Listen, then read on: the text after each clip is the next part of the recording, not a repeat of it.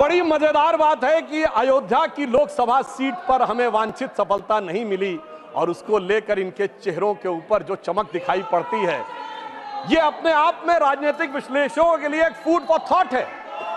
क्योंकि इस प्रकार का एक वातावरण इस देश में बनाया गया कि एक वर्ग के लिए all eyes should be on Rafah, चाहे किसी को पता हो रफा है क्या, कहां ये ना पता हो, पर दूसरे के लिए all eyes should not be on Ayodhya.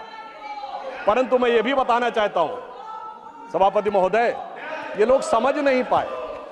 Ayodhya में जब हमें वांछित सफलता नहीं मिली तो हमारे विरोधी बता क्या रहे हैं? देखिए साहब, आप अयोध्या हार गए, बस्ती हार गए, प्रयागराज हार गए, चित्रकूट हार गए, नासिक, रामटेक और रामेश्वरम, यानी भगवान राम से जुड़े सारे स्थलों के बारे में बता रहे हैं कि यहां भारतीय जनता पार्टी को वास्तविक, जैसे कई तो ऐसी सीटें थी, रामेश्वरम कभी नहीं जीते थे।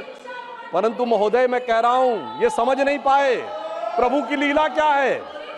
जो लोग ये कहते थे कि राम हुए नहीं, इसका सबूत दो, वो उत्तर से दक्षिण तक राम से जुड़े स्थानों का सबूत दे रहे हैं कि अयोध्या भी राम से जुड़ी थी, बस्ती भी जुड़ी थी, प्रयागराज भी था, रामटेक भी था, रामेश्वरम भी था।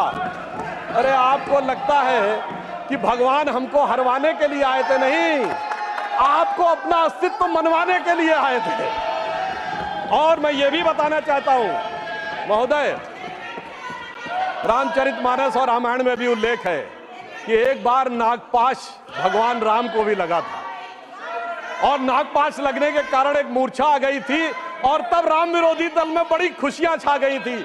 मगर वो प्रभु की लीला का हिस्सा था, सिर्फ हनुमान जी को अपनी शक्ति याद दिलाने के लिए।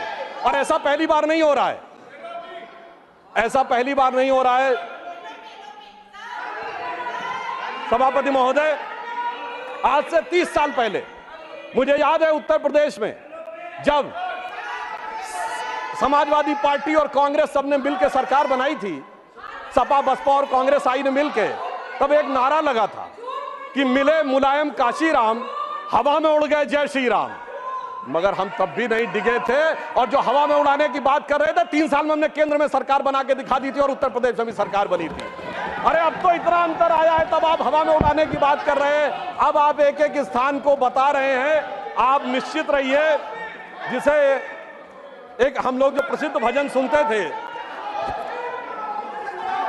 उसमें यह कहा गया है, जो हनुमान जी का प्रसिद्ध भजन है कि रावण युद्ध अजान कियो तब नाग की फांस सबे सिर डारो।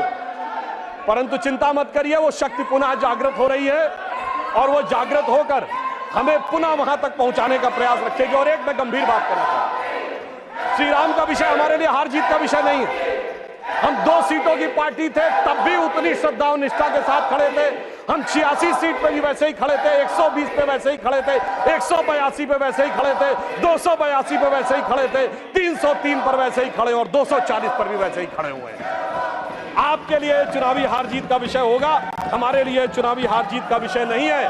परंतु हमें लगता है कि भारतीय समाज में यदि कुछ लोगों के मन में अभी भी इसको लेकर हो सकता हमारी तपस्या में कोई कमी रही हो, तो मैं ये कहना चाहूंगा भारत के सभी लोगों से, अटल बिहारी वाजपेयी जी की कविता की वो प्रसिद्ध पंक्ति जो उनकी कविता थी, आओ मिलकर दिया जलाएं, तो मैं इसके लिए कहना चाहूंगा कि अभी हमारा यह प्रयास बाकी है।